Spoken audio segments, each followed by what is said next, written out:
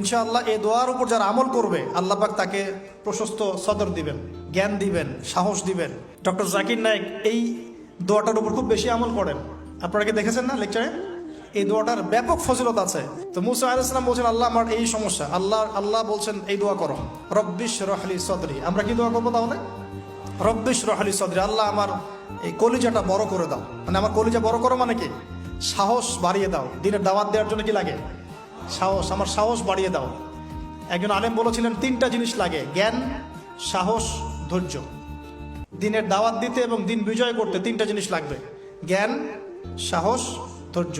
হে আল্লাহ আমার বক্ষকে প্রশস্ত করো, ওয়াসসিরলি আমরি, আমার কাজকে সহজ করে দাও।